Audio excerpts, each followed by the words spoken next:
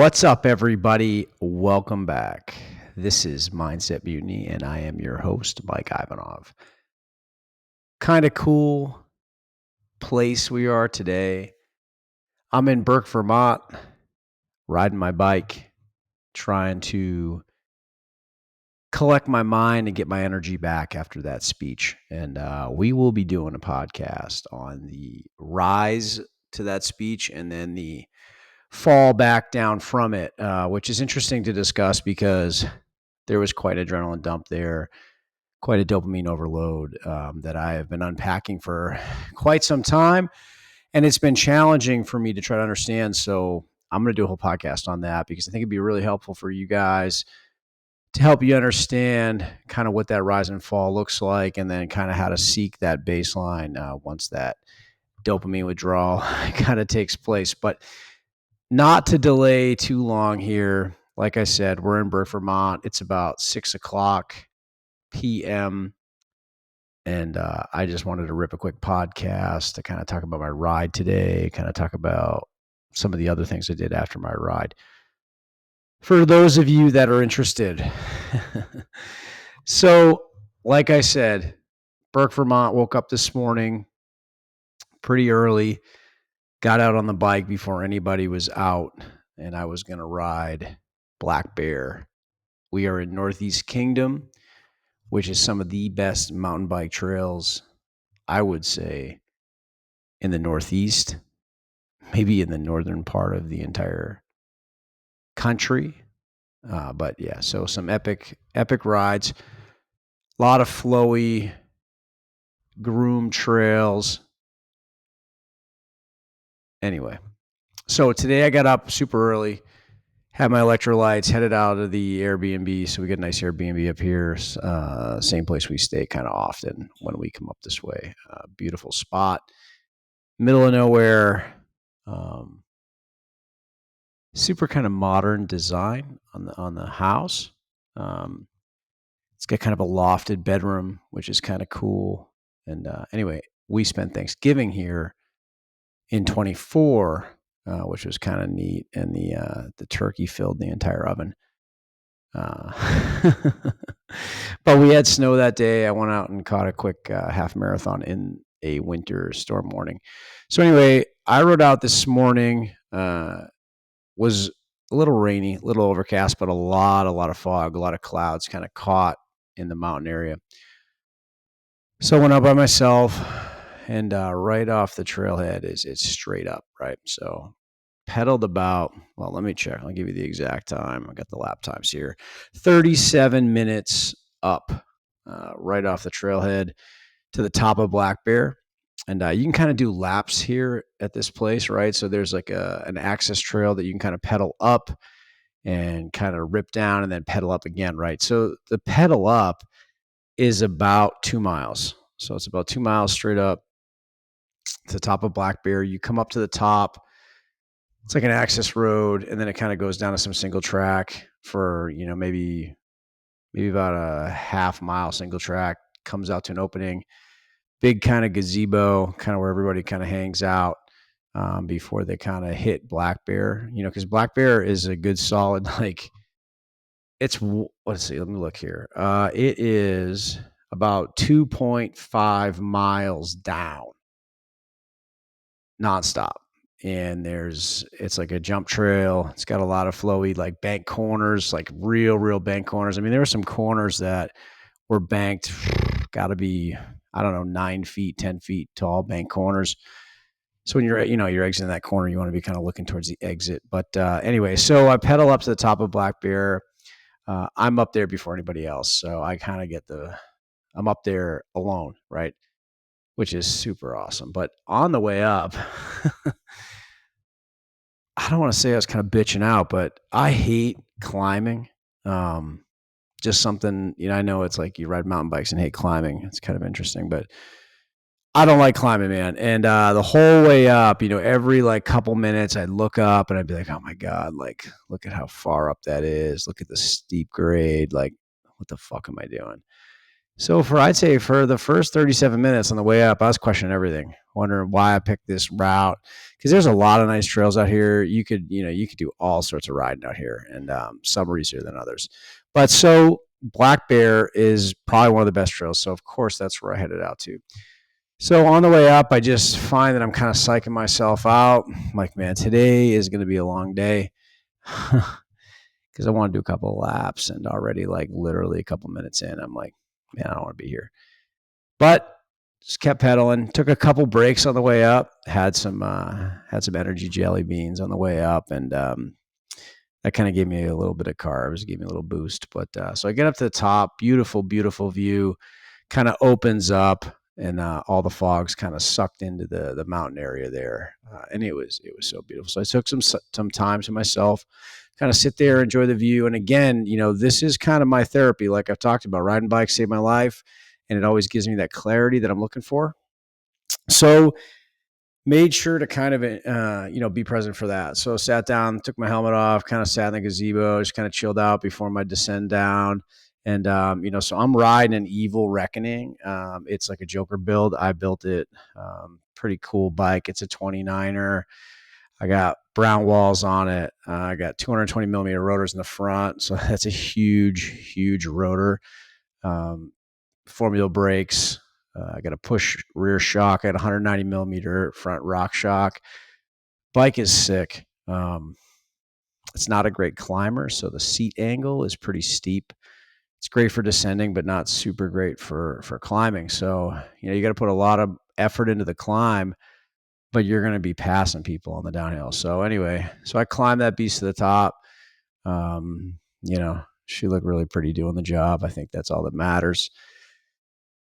So took a couple pictures, kind of took a video or two at the top, and then kind of headed down. So started my descent down, and again, super flowy, and I was kind of locked in. I was riding really well. But I had to stop a couple times on the way down. So my first climb up was 37 minutes. And my second lap up was 35. So I got faster climbing the second time. And my total descent down was 17 minutes and 20 seconds. The first descent, and the second descent was 10 minutes and 57 seconds. So I covered 2.4 miles in 10 minutes and 57 seconds on the second run down. And again, the first time down, I had to stop a couple times. My legs were burning. My heart rate was pretty high. I had a pretty high max heart rate throughout this whole thing. So, my total ride was about an hour and 53 minutes. Total climbing was 1,500 total vertical feet. And I had an average heart rate of about 140. But on the way down, maximum speed of 18.5 miles an hour, which is kind of cranking, with a maximum heart rate of 177. So on the first rip down, I was just kind of getting to know the trail a little bit. I rode it last year, but you don't really remember any of it. And, I only know one guy that kind of rips things blind. And, that's not me. So it's kind of taking my time coming down. But, I was pushing it a little bit, and I was just feeling good. Sometimes, riding a bike is, you feel like you're forcing it. Other times you just feel like, you're right in the right place. Like you're actually riding it, So for me on the way down, I could tell I was locked in. So I was super excited, just kind of hitting it hard, getting some air, just really dialed in. So letting the bike kind of do the work. And again, me riding it, some days you're kind of forcing the bike to do things. Which, in my experience never ends well. But, the day that I had, definitely things are going right for me. So I wanted to take advantage of that. So everything just felt good. I felt like part of the bike. So, ripped my way down and then headed up for another lap. And the second time headed up, kind of decided I was going to kind of flip the visor down, right? So just to give you an idea, my helmet has a visor on it, obviously, and it's adjustable. Like you can raise it and kind of lower it. And I like to kind of ride with it kind of halfway up, because I like kind of the peripheral visibility. Like if I kind of have my head down, I can kind of still see in front of me. But there's always an issue with that, right? So when you're climbing, you see where you have to go and your mind just starts kind of fucking you, right? So I decided this time on the way up, I was going to just flip that visor down and I was just going to keep pedaling. So I was going to be in kind of like what I like to call a 2-foot world.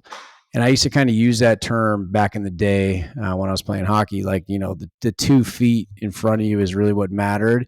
And anything outside of that was a distraction, right? So whatever, I don't want to get into too much hockey discussion because we haven't really talked about that here. Let's focus on riding bikes. So 2-foot world, right? Instead of looking way up the trail at where I needed to go, obviously the climb sucked, and I've already mentioned I didn't like that. And by looking further ahead and seeing how far you have to go, it can really kind of fuck with your head. So I flipped that visor down so I couldn't see all the way up ahead of the trail. I could only see, whatever, 4 or 5 feet, right? I call it 2-foot world, but it was like 4 or 5 feet in front of me. And I just locked in and I just said, all right, I'm just going to pedal and pedal and pedal. And I'm just going to, if I get an opportunity to kind of click up a gear or two, that's good. But I'm in my lowest climbing ring, right? So, and I'm having a hard time keeping the bike upright, right? So what that means is that this hill is really fucking steep. I'm in my lowest gear and my legs are smoked. So I'm just pedaling rotation after rotation, just trying to keep my head down and just kind of trying to stay out of my head, right? So I keep climbing, keep pushing it, but I just stay in that 2-foot world. And it's important as I'm riding, I'm thinking like, hey, I gotta talk about this on a podcast, because in life, right, when you have a huge goal that you're kind of coming up on, or that you're trying to accomplish, and I kind of related to where I'm at now, right, coming out of the tail end of this speech, it's kind of changed things for me. Like, I have a path that I now need to pursue, and it's long and it's scary, and it feels like this giant uphill that I was pedaling on today. So I was kind of drawing the correlation between the two, and that's why a bike is like so, kind of therapeutic for me, because I'm just sitting there thinking about it. I'm like, wow, okay, riding this bike up this hill, and when I say hill, like, most of you fucking people would say, fuck this. There's no way anybody's riding up this shit. Um, Maybe just Ben Kelly. I always talk about Ben when it comes to bikes, but shit, man, that guy sets a standard. So anyway, I just want to be very clear that when you're in the shit and you're climbing for a goal, right? Look right in front of you. 2-foot world. Don't look too far ahead. I was talking to my wife about it earlier today, because I was kind of like telling her about this concept that I think will really help me, because, I'm a little scared about what's coming my way soon, right? Like, I mean, I just coming off this big thing, like building Mindset Mutiny has been scary, but now we're at a whole new level, right? We just spoke in front of 6,000 people. It was 6,000, not 8,000, by the way, so just have to make sure to, be accurate with the record, but things are changing coming out of that, and I'm scared. And it's taking me a lot of time to kind of understand what that is. So I'm looking at that as a 2-foot world. So I'm going to look at the goals that are right in front of me, and I'm just going to keep hitting them, right? I'm going to keep pedaling forward, no matter how scary it is, because if I look too far ahead, my chances of quitting are very high. So you just need to make sure you don't look too far ahead. You have to kind of have to mediate that a little bit. Just enough to scare you, but not enough, to force that, like, kind of that overwhelming feeling. So anyway, I pedal up for my second time, thinking about this thing the whole way. My sweat is dripping down off my visor, getting in my glasses. It's a little muggy, little bit of bugs out, but had a little bug spray that I sprayed before we took off. But that. Not really sure about that bug spray, because my neck started burning as soon as I started sweating, and then I find out I ended up getting a rash from that bug spray. So we're going to have to talk to whoever bought that for me to make sure that we're on the same page. But anyway, so get to the top. There's a few people now, because, this is the second lap. Now people are starting to get out there. And by the way, we're in the middle of fucking nowhere, okay? The only way you're getting to where I am is if you got some sort of set of lungs and a pair of legs. So kind of park my bike, get off my bike, right? So I've been climbing nonstop on my bike for about 35 minutes. So I'm pretty tired. So just kind of pull up to the gazebo. There's like a little bike rack kind of like that somebody made. Super cool.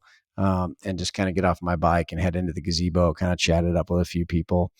And I have a Stinger oat bar, which is, well, tasted fucking amazing. So kind of chilled out, collected myself, caught my wind, and then decided I was going to head down. And my goal for heading down was to make sure that I went top to bottom without stopping. And let me tell you, by the time I got to the bottom, my legs were burning. But I did that in, let's see, looks like, geez, almost 6 minutes faster than my first run down. And my average speed on my first run down was 10.1 miles an hour.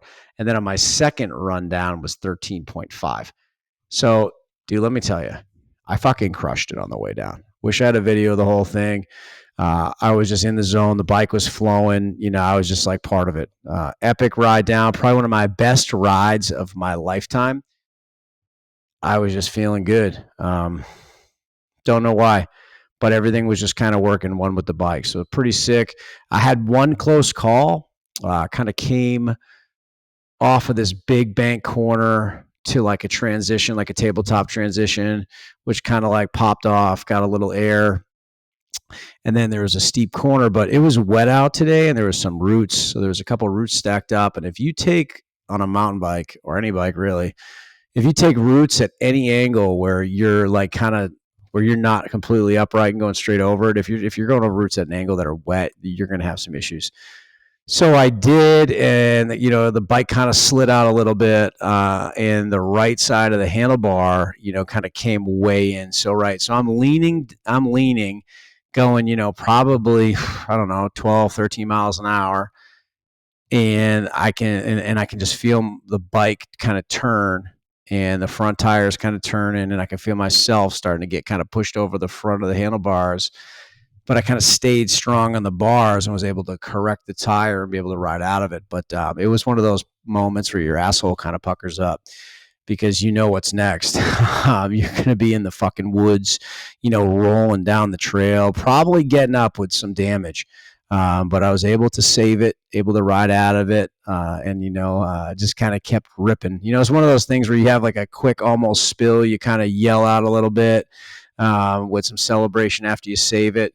And then kind of continue on down. So, you know, I finished my rip all the way down to the bottom. I was super stoked, headed out to the car, packed up the bike, and headed back to the Airbnb to pick up Devin because she had a nice day planned for us. So got a nice ride this morning, feeling real good, super fucking stoked. But more importantly, this is where I collect myself. This is where I go to heal. And that's what I'm doing here. So I figured it'd be good to kind of rip a podcast, you know, when I'm in the right mood. Yeah, so I'm sitting here in Burke now, and what we did as soon as I got home, you know, obviously I rinsed the bike off. Super important to make sure that bike is nice and shiny, clean, get all the mud off. You'd be surprised what gets caked on there after kind of a little bit of a wet time. So cleaned the bike off, brought it inside, and you know, picked Devin up because we had some plans for the day. So you know, got a coffee, kind of sat and hung out at the local coffee shop. It was good. Talked to the locals a little bit when I went over to the gas station. Apparently, you know, things aren't as busy up here as they used to be. You know, there's a big Canadian influence up here, and a lot of people from Canada aren't traveling down here right now currently. So, hey, listen, I hope everything goes well in Burke. It's just a special place for me. And the economy here really relies on mountain biking. So hopefully things turn around. So anyway, had a nice coffee, and then we kind of headed out, went to stop to pick up what we're going to have for dinner at Libby's Meat Market. So it's a really cool place. It's like, couple minutes outside of Burke, and it's like a hole in the wall. Like, it looks like an old building. It says Libby's Market on it. Off to the right-hand side, there's like these smokers that are just going all the time. So I go there because they have the best brisket I've probably ever had. So I go in, I get a couple pounds of brisket, got some pickled onions, got some cheese dip, and let's see what else. I got some broccoli. and then some smoked sausage, which is going to be absolutely fucking amazing. So every time I come up here, I make sure to hit Libby's for at least a meal. So tonight, that's what we're going to have for dinner. But what was the best part, obviously, of coming up here is I head over to Glover, right? So I'm gluten-free. So pizza tends to be a pretty big challenge for me. It's, I don't know, if you're gluten-free, most gluten-free pizza sucks, to be honest with you. But there's a place up here called Parker Pie Company in Glover, Vermont, which I don't know the population of Glover, but they have one ambulance. I don't even think they have a police car. And it's in this old like gas station, and they make amazing pizza. So I get a pizza there, which I'm going to eat the whole thing because I burned about 1,200 calories riding my bike. So I can eat this whole pizza guilt-free. And then we head to Hill Farmstead, which is a super cool brewery. If you haven't been, I recommend you try it. But one of the only challenges for me is, again, these people don't make any gluten-free beer. They do make some cider, but that's not something I'm super excited about. And one thing I will do is treat myself to a few drinks when I come up here.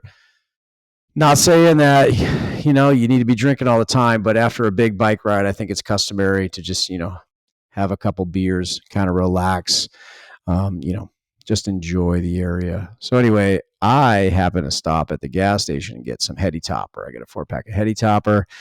And then I had Devin sneak the Heady Topper into Hill Farmstead. So I was I was pouring out some Heady Topper at Hill Farmstead today. And I crushed a whole pizza. We had a great time. It was good to hang out with Dev. But that's a special place for us. And we kind of do this whenever we come up here. It's kind of the same routine. So yeah, we left Hill Farmstead, and I have a great fire going here right now at the Airbnb, and I am going to head out there and enjoy it. But I just wanted to share with you kind of my process and what is so special to me about Vermont. And I will tell you, this is where I will disappear to. This is a special place. I feel at peace, and I'm the happiest I ever am is when I'm up here. But again, I really want to make sure that I am very clear about the 2-foot world that I was talking about. So we all get very, very distracted about our goals, and we look way, way, way out. And by looking way out, in my mind, it scares the shit out of you. It's much easier to break it down into small bites, and that's why I call it that 2-foot world. So, when I'm struggling like I am, like I have been for the last 17 days, and we will discuss that. I have to figure out how to tell that entire story, that climb to the speech, and then kind of the downer from it. I need to tell that to everybody because it was an experience that I've never felt before. And I think that people need to understand, after the accomplishment, how difficult it can be coming out of it. So that's why I'm here in Vermont. I need to get my energy back. I need to get my mind cleared so that I can continue to push forward, and I continue to do all the things that I'm currently doing, right, with the podcast, the coaching, the public speaking, and lifting, running, jujitsu, riding my bike, and then let's not forget the my full-time career, which is what I always mention last because I just don't think that that's who I am. And I want to make sure to let you all know, too, what you do as a job is not your identity. You need to have an identity outside of what your career is. So, when you introduce yourself to people, it should be nothing about what you do for a living. There should be so many other things to talk about before you even get to that. I will really never talk about my career. I would much rather talk about podcasting, coaching, getting better, development, reading, all those types of things. But again, make sure when you're pursuing a goal, you chop it up into small pieces, stuff that is easily digestible. And today I'm telling you, for some reason, this whole pedaling up this hill really did something for me. And it might not do anything for you when I talk about it, but it's easy to get psyched out when you're looking at a giant climb. So 2 foot world, small pieces, step by step, stack those bricks. You know what I'm talking about. And yeah. So listen, I'm going to come back and let's see if I can lay out a good podcast next week about kind of the climb. But in the meantime, I am going to go enjoy the rest of my night with the one person that I love that doesn't get a ton of my attention. And we're going to have a great night. So I hope that all of you enjoyed the podcast today. Just wanted to touch on a few things that I do to make me happy. And let me tell you, I've been riding bikes since I was a little kid. And you heard me on the last podcast saying that you have to do what you did as a kid to continue to pursue that happiness. So, on top of chopping up your big goals into small, bite sized pieces, 2 foot world, I want you to remember 2 foot world. I want you to think about it all the time. Anytime you're struggling, anytime you want to quit, zoom in a little bit, right? So you're looking at that 2 foot world. Don't look too far out because you can psych yourself out. And then on top of that, I want you to get some rest. We'll catch you later.